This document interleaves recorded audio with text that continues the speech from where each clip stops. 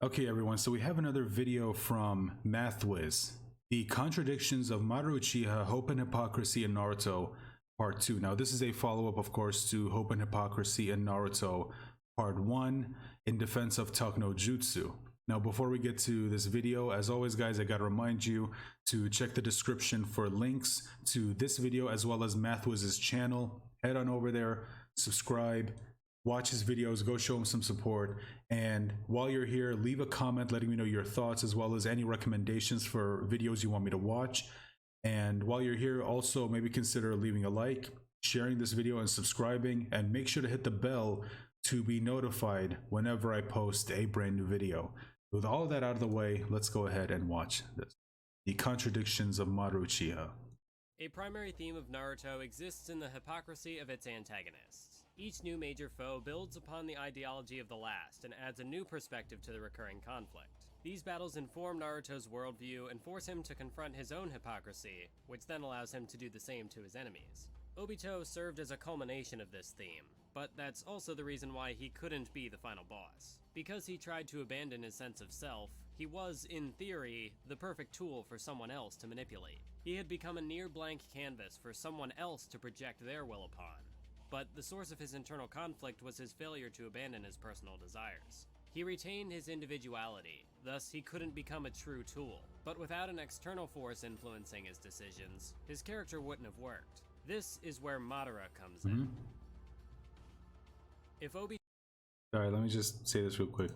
Still, to this day, one of the best moments in the entire series, when Madara Uchiha first showed up, and then of course went on to completely destroy, I think it was the third division or the fourth, maybe it was the fifth. I think it was the third division, and just it was absolutely fantastic. In my opinion, the anime did it better. As much as I like how it was done in the manga, the anime was just infinitely better in my opinion. If Obito was the final form of Naruto's hypocrisy, someone who had unknowingly fallen victim to the same principles that plagued the whole of Shinobi, Madara was the response to this theme. He wasn't without his own contradictions, which I'll elaborate on later, but he was able to recognize hypocrisy as an unavoidable facet of the Shinobi world. Obito's offshoot interpretation of the duality thing which he brought up, or the contradictions. He had personally been dealt a bad hand, and so he made a relatively shallow assumption that the entire world was a living hell that should be rejected. I say shallow not because his conclusion was illogical or inconsistent, but because he didn't have it was very consistent with his character. Obito may have grown up knowing only war, but he was a mere teenager when he forsook the world. Right, and that's something that I think a lot of people forget, is that, you know, when Obito did this, he was still just a kid, you know? He went through all of this. He saw his closest friend kill the, you know, the girl that he liked. And I know a lot of people like to give into the memes that, oh, he did this because of a girl or something, or, oh, he did this because, you know, people die. Yeah, maybe I shouldn't. Kind of weird. Anyway, but yeah, they give into the memes of, oh, he did this because the girl that he liked died or whatever. And I feel like people who say that miss what Kishimoto was going for with this character. Yes, you could say that Rin's death was the catalyst for this, but it's the thing that helped paint his view of the world, that this world is fundamentally broken. You know, like this is a world where the person that I considered, you know, my closest friend, ended up killing the person that I liked, and when, like, I thought that he would do everything he could to protect her. You know, like, how is it that we're living in a world where something like this could happen? Like, that's what he's talking about, and he knows that it's not just happening to him. He knows it's probably happening to a lot of other people. That's why he believes that this world is just like, there's no hope for it. There's always going to be conflict. Peace is just not possible. You know, people are always, like I said, they're always going to want conflict, and as long as that's there, real peace is just never going to exist. And it even kind of ties into what Pain said, is that, you know, the best that you can hope for is just momentary peace.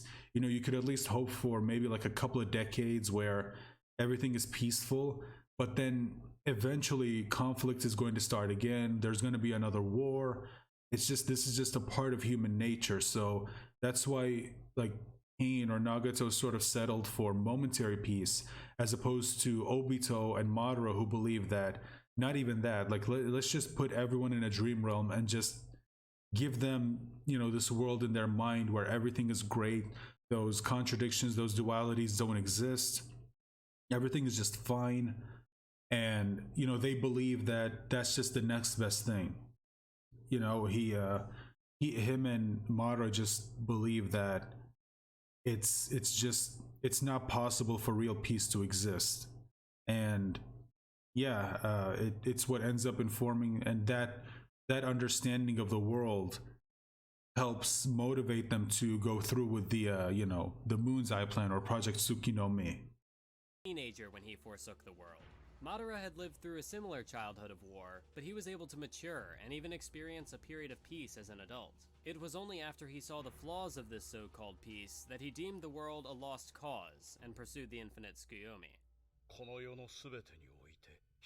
Right, there's also shadow, yeah. You can't have light without shadow. And you can't have winners without losers. Mm-hmm. Yeah, exactly.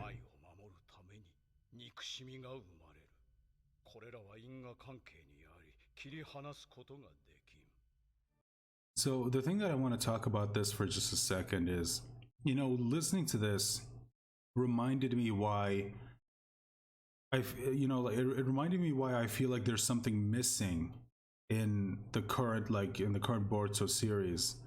And keep in mind, this isn't me trying to go on another like tirade about how bad the Boruto series is.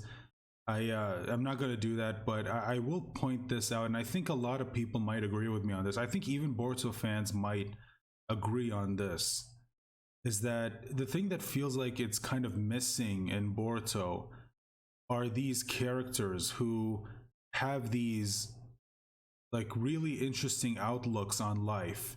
These antagonists who, like, whenever they talk, you just listen.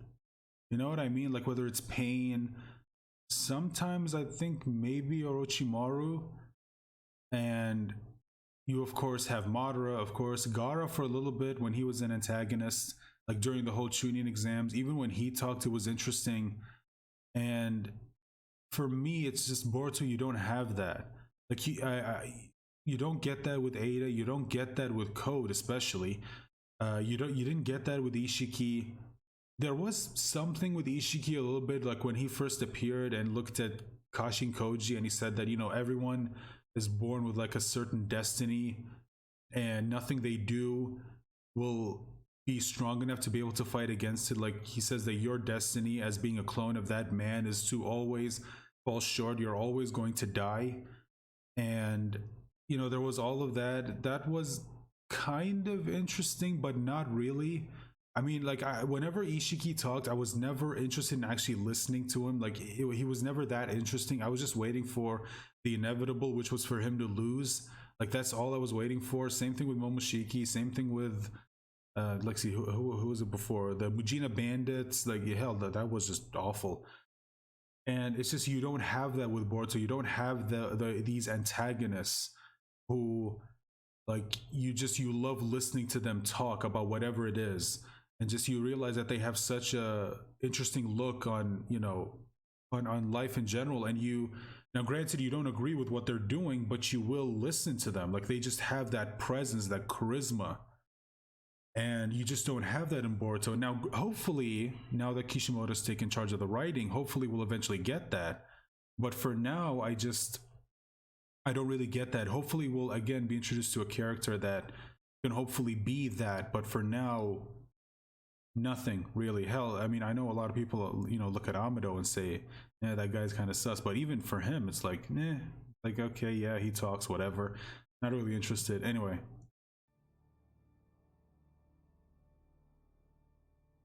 The world hinges on duality, and humanity is no exception to this. For a society of ninja to function, disputes were vital, yet the allied forces wanted peace. Naruto advocated love and unity, yet even he craved a degree of conflict, shown through his intense desire to surpass his rivalry with Sasuke in Sasuke, battle. yeah. What's more, the pursuit of peace repeatedly bred new conflicts. Hashirama brought an end to clan warfare with the foundation of Konoha, but he also created a new threat in Madara. Itachi massacred the Uchiha clan to prevent a coup d'etat that could destroy the village, but he also led Sasuke And in response, to he become a rogue created ninja Sasuke, and yeah. nearly destroyed the village himself. Or Examples Sasuke as like he is these now. highlighted a byproduct of this human paradox, the willingness to sacrifice one ideal to preserve another. To protect the leaf, Hashirama sacrificed his bond with Madara. Itachi sacrificed his entire clan. Bloodshed in the name of peace. A world with only winners, only peace, only love? Such a thing wasn't realistically attainable in the dualistic reality of Shinobi. So Madara decided to create a new world. In a dream realm, these connections could be severed and the human paradox could be neutralized. No more duality, no more hypocrisy. That Madara was a hypocrite didn't directly undermine his core ideals, because like I said, he operated with this in mind. He too was a byproduct of the paradoxical world he had been raised in, but he took it upon himself to fix that. This is where he and Obito differ. Obito wanted to recover his past and be with Rin, so while the infinite Tsukuyomi might have also been beneficial to the whole of humanity, his primary concern was himself. What about Madara? His family was dead. His clan had rejected him. His village had rejected him. His best friend had rejected him. He had no personal connections left. The Eye of the Moon plan was created not out of a desire to restore... I will say this on the best friend rejecting him. That didn't happen until their fight. Up until then, Madara never once Hashirama never once rejected Madara, so technically that's not correct. Madara had lost, but as a cure for the human paradox. In other words, technically it's not correct the way he said it. Technically you could say it is correct because Madara was eventually abandoned by Hashirama, but it didn't happen until that fight. Up until then, even during that fight, like Hashirama kept trying to get him to stop, but yeah.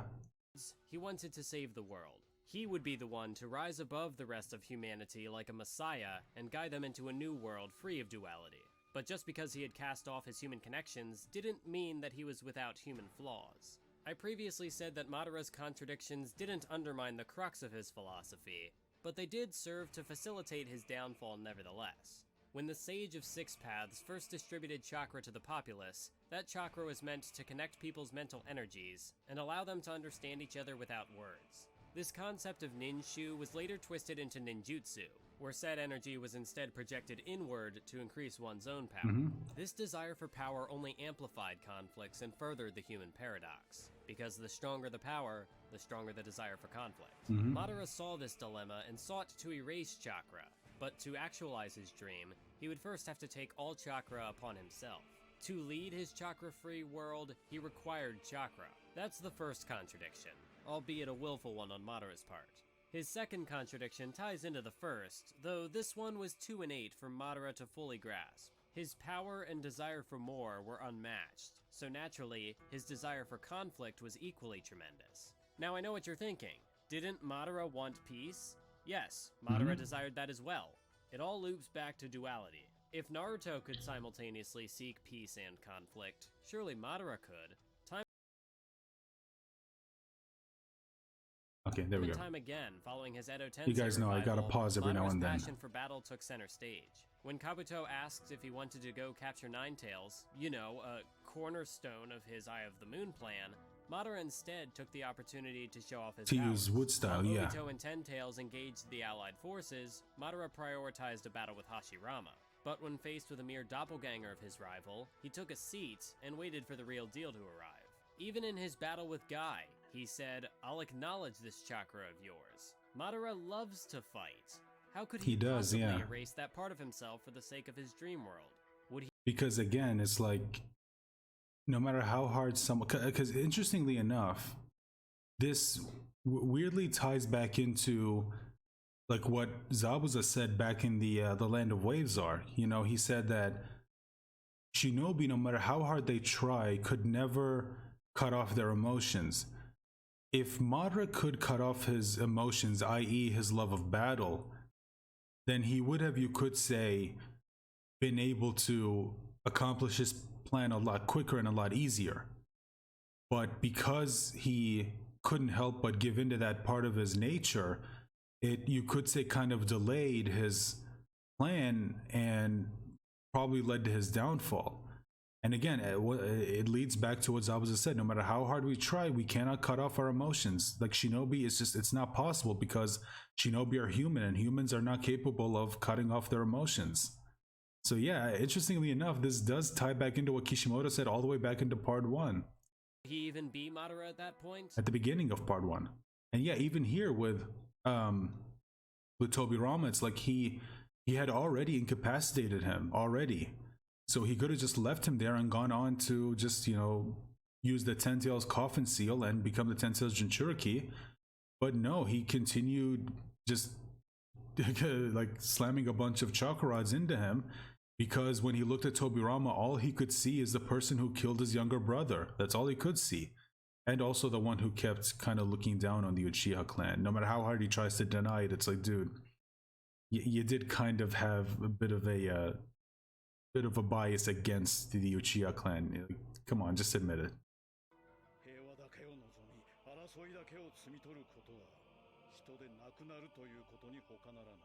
No, he wouldn't. His passion for conflict was far too prevalent for him to abandon it entirely.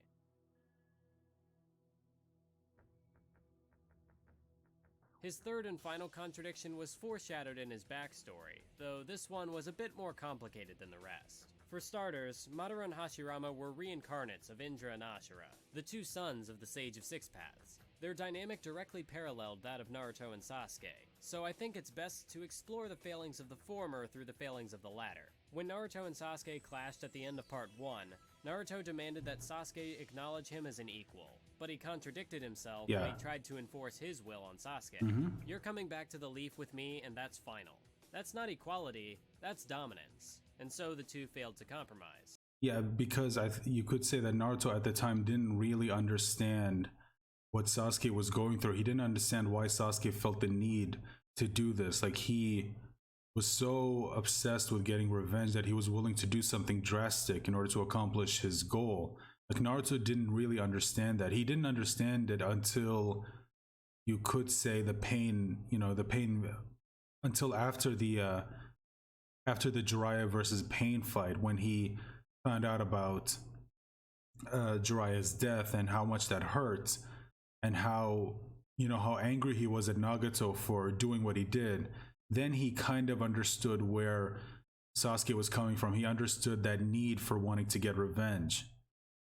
And here he just didn't get it. And yeah, I think that's kind of what thematically, at least, Kishimoto's kind of trying to say here, is that yeah, Sasuke was always going to win, because Naruto at the time, like, he didn't fully understand what Sasuke was trying to say. And yeah, he was trying to impose his will on Sasuke. It's like, I don't care what you want, you're coming back to the village. Like, he didn't even bother to try to understand. Similarly, during the formation of the Leaf Village, both sides of the conflict, save Madara and Hashirama, demanded Senju dominance. So once again, there was no compromise. This cooperation was merely a quieter form of conflict, as Madara put it. So after witnessing this flawed peace, he concluded that true understanding was a fantasy, and abandoned the very village he had worked so hard to create. He later returned only to wage war against Hashirama, and this leads me to perhaps the most important detail of Madara's characterization: his back. So sorry, before we get into this real quick, I just want to talk about this for a second, about how sort of Tobirama was viewing Madara, and how it sort of affected Hashirama's decision to sort of leave by being rejected by everyone, even his own clan members. I said a while back that I think that that's probably what's going to happen. Like, that's kind of my theory for how I think Kawaki's probably going to, if we could talk about Boruto for a second, about how I think Kawaki's probably going to end up leaving the village, is that I think that it might get to a point where everyone ends up sort of turning their back on him, especially after what happened in the most recent chapter. And I think Boruto might be the only one who, him and, I'm willing to bet Naruto. I think that those two are probably going to be the only ones who will try to talk to everyone and say that, this isn't really a good idea, but everyone around him is probably going to sort of reject him in a way. Naruto's friends are probably not going to want to, interact with him anymore. what will probably be worse is maybe Hinata and Hanabi, or not Hanabi, what was her name? Himawari, excuse me. They're probably not going to look at him the same after finding out what happened, even if again they reveal that this was Boruto's idea and he was absolutely okay with it, he was willing to go through with it. They're still not going to look at him the same way, and I think that that's probably going to affect him to the point where he feels like, yeah, maybe I should leave, maybe I don't really belong here, because you say that you're shinobi who are supposed to be willing to do whatever it takes to accomplish their goals, and yet when I exhibited that kind of behavior, you immediately reject me. It's like, so you don't even, like, you're being a little hypocritical. You say you want you say you want shinobi to be this, and then when I did do it, you decided to reject me. So obviously you don't really believe in what you're saying, and maybe that probably leads to that sort of flash forward where he says, the age of shinobi is over. And then Boruto says, of course, I'm still shinobi and all that. And again, that's just my theory. I could be wrong. I've seen people theorize that maybe there's something else, that maybe that whole thing is like, maybe it's a trick that we're being led to believe that Kawaki's the bad guy and Boruto is the good guy, and that maybe it's actually not like that. Maybe it's completely switched. I don't know. I will have to wait and see. Who knows? Maybe I'll do a video on it. Maybe after seeing the latest chapter, I'll get something that might inform that theory. We'll see. A quieter form of conflict, as Madara put. All right, where were we? Yeah, here we go. And this leads me to perhaps the most important detail of Madara's characterization: his back.